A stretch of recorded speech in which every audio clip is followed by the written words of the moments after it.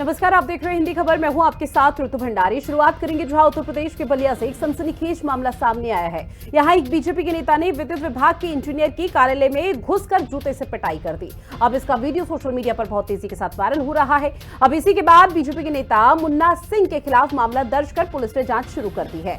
वहीं दूसरी ओर गाजीपुर का भी अगर जिक्र किया जाए तो गाजीपुर में सुबह सपा के विधायक हैं बिलीराम और सरकारी सामुदायिक स्वास्थ्य केंद्र के अधीक्षक के बीच टकराव का वीडियो सोशल मीडिया पर खूब तेजी के साथ वायरल हो रहा है, जिसमें दोनों के बीच जमकर बहस भी हो रही है। वीडियो में विधायक कथित तौर पर केंद्र के अधीक्षक डॉक्टर योगेंद्र यादव पर कुप्रबंधन, खराब साफ सफाई और मरीजों को बाहर से दवाइयां और जांच कराने के लिए मजबूर करने का आरोप लगा रहे हैं। वहीं सुबह सपा के विधायक ने डॉक्टर यादव पर समाजवादी पार्टी की मंशा के मुताबिक काम करने का भी गंभीर आरोप लगा दिया।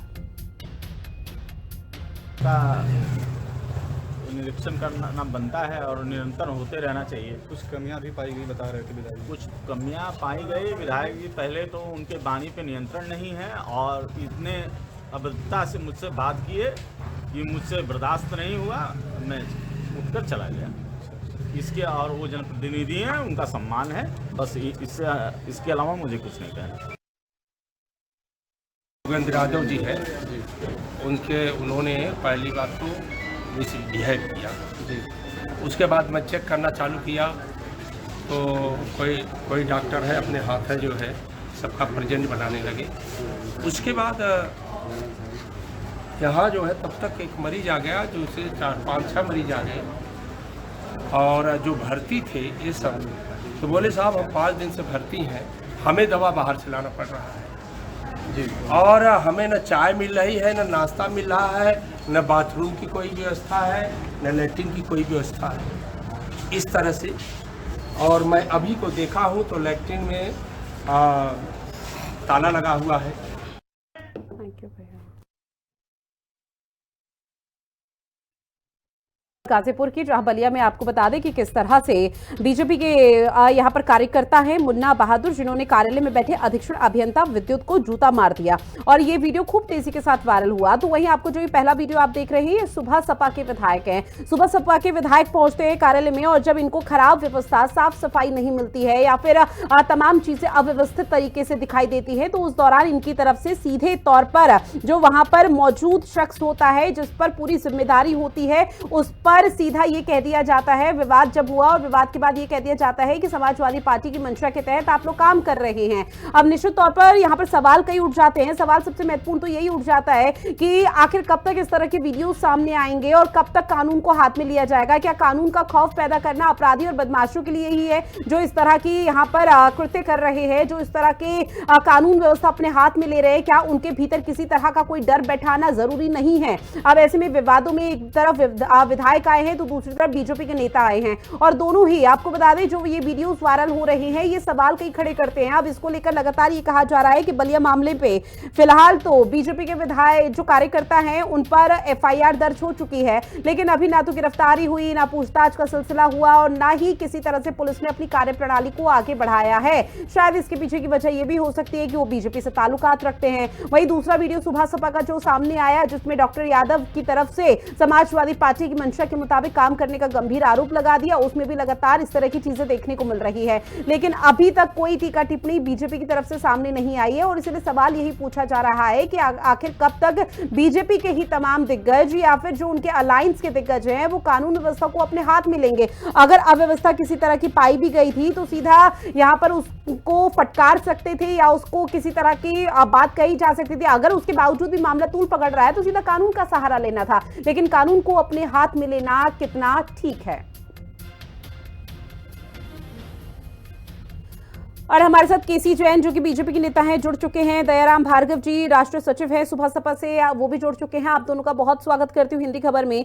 लेकिन केसी जैन जी, शुरुआत में आप ही के साथ करूंगी। सर, जो अब कानून व्यवस्था है, कानून व्यवस्था को लेकर लगातार कहा जाता है कि भाई वो पूरी तरह से दुरुस्त है, लेकिन क्या कानून व्यवस्था का खौफ अपराधी या बदमाशों के भीतर ही पैदा करना है या इस तरह के लोगों के भीतर भी पैदा होगा?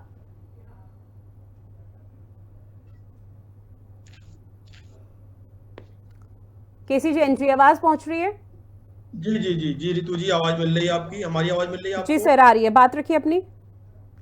जी देखिए, पहली बात तो ये है कि जो बलिया का मामला सामने आ रहा है कि हम्म। भाई भाजपा से जुड़े हुए एक नेता से और वहां पे जो विद्युत विभाग के कर्मचारी इंजीनियर उनके साथ में कहासुनी हुई है, मारपीट भी हुई है। जिस तरीके की चीजें आ रही, पहली बात तो उसकी एफआईआर तत्काल दर्ज कर ली गई है, उस पर कार्रवाई हो रही है, गैर स्थल की जांच हो रही है। और लेकिन आप ये देखिए कि जो दूसरा मामला आ रहा है कि भाई वो सुभाषपा के विधायक जी। है, सुभाषपा के विधायक एक अस्पताल में पहुंचते हैं, निरीक्षण करने पहुंचते हैं, वहां पे तूतू में होती है, अधिकारी होते हैं।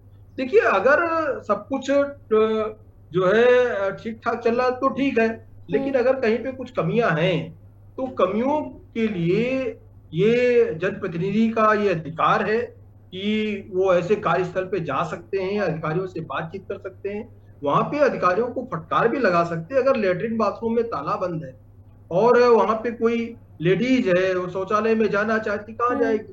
पुरुष तो चलिए कहीं शौचालय में खुले में भी चले जाते हैं या दूर पे भी चले गए शौचालय में, लेडीज के लिए तो जाना और खोजना ढूंढना एक कठिन चीज है।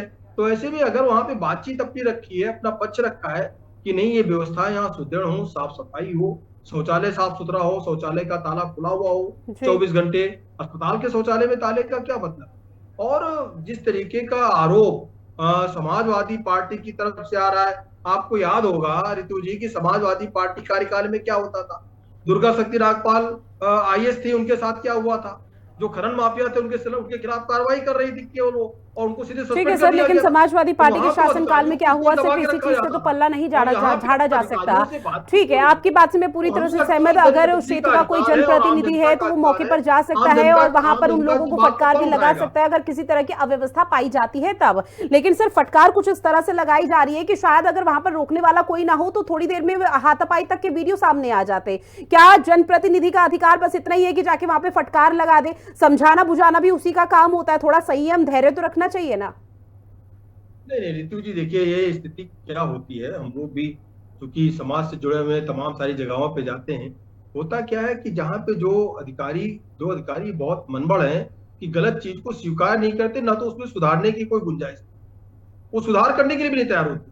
तो विनम्रता से निवेदन होता है, कोई भी जनप्रतिनिधि हो अपनी बात रखता है, और बात किसके लिए रख रहा है? हम्म। क्योंकि ये भी कहा जाता है कि विधायक है, आपके तो सारे काम हो ही जाएंगे, हम्म। आपका तो वीआईपी ट्रीटमेंट हो जाएगा, आप तो जो है विधानसभा में जाते हैं, 1 रुपए की, 5 रुपए की, 10 रुपए की आपको थाली मिल जाती है, आपको क्या दिक्कत है, आपको पैसा मिला। जनप्रतिनिधि किसके लिए लड़ रहा है? वो लड़ तो रहा है आम जनता के लिए ना, वहां पर जो सामान्य जनता है जो अपनी आवाज खुद नहीं उठा सकती है। भाई जब वो विधायक से लड़ रहा है, अगर वहां पे अस्पताल का अधिकारी लड़ने के लिए तैयार बैठा है, तो आम जनता के साथ उसने कैसा बिहेव किया होगा? तो उन्होंने सिर्फ अपनी बात रखी है, हमें नहीं लगता है वहां कोई इस तरीके की कोई हॉट टॉक इस तरीके की ठीक। हुई है। और जनप्रतिनिधि को ये चाहिए भी कि हम्म। जगह जगह पे इस तरीके की जहां पे अगर कोई अव्यवस्था है उसको लेके चैतन्य रहे और ध्यान रहे और समय समय पे दौरा भी करते रहे। माननीय बिरजय पाठक जी ने भी तमाम सारे अस्पतालों का दौरा किया समय समय पे, तमाम सारे अधिकारियों को सस्पेंड किया, तमाम सारे अधिकारियों पे कार्रवाई की भी निवेदन किया कि भाई इन पे निवेदन भी किया कि वो सुधर जाए। और माननीय मुख्यमंत्री जी का भी ये मनसा है, सीधे सीधे योगी आदित्यनाथ जी की, कि जो जिस पद पे बैठा है, अगर वो सरकारी तनख्वाह ले रहा है, वो जनता के लिए काम करे, किसी भी विचारधारा से प्रभावित होकर काम ना करे, जिस चीज के लिए वो बैठा है, जिस काम की उसने शपथ ली है, वो काम को ईमानदारी से निष्ठापूर्वक करे, तो हमें लगता है किसी को हस्तक्षेप की आवश्यकता ही नहीं पड़ेगी। और तमाम सारे अच्छे अधिकारी भी है, अच्छे अधिकारी अपने हॉस्पिटलों की या अपने यूनिवर्सिटीज की या अपने जहां पर विद्युत विभाग का है वहां पे चीजों को बढ़ाने की मांग करते हैं सरकार, समय समय पे लेटर लिखते हैं सरकार को, सरकार संबंधित सचिव को, संबंधित मंत्रियों को पत्र भी लिखते हैं कि भाई हमारे वहां ये व्यवस्था नहीं है, हमारे वहां 4 वेंटिलेटर हैं जबकि पेशेंट बहुत ज्यादा है, 4 वेंटिलेटर की और आवश्यकता है, ऑक्सीजन सिलेंडर वहां पर 10 है, 10 की और आवश्यकता है। तो वो इन चीजों की मांग भी करते हैं जो अच्छे अधिकारी हैं, और उनको किया भी जाता है। अभी देखिए लगभग हर जिले में एक ऑक्सीजन का जनरेशन प्लांट लग चुका है कि वहां पे ऑक्सीजन स्वयं डेवलप की जा रही है, उत्पन्न की जा रही है, पैदा की जा रही है। और माननीय डिप्टी सीएम ब्रजेश पाठक जी का भी ये उद्देश्य है कि अब तक लगभग 60 से ज्यादा हॉस्पिटल खुल चुके हैं, 75 डिस्ट्रिक्ट हैं, कई महानगर हैं, लेकिन हर एक डिस्ट्रिक्ट में वहां पे लोकल स्तर का एक ऐसा हॉस्पिटल हो जिससे कि उसको लखनऊ, पीजीआई, मेडिकल कॉलेज या दिल्ली के लिए, नोएडा के लिए उसको ना भागना पड़े, उसका स्थानीय जिले में अच्छी सी चिकित्सा हो जाए। तो ठीक है अगर सर, कहीं इसके व्यवस्था लिए आप नहीं लोगों है, को एक उनको विकल्प लगता भी है यहाँ पर समय निकालना सरकार चाहिए, मांग- क्योंकि राज्य सरकार के तमाम दिग्गजों की तरफ से ऐलान कर दिया जाता है, बड़ी बड़ी व्यवस्थाओं का, बड़ी बड़ी सौगात दे दी जाती है, लेकिन धरातल पर कई बार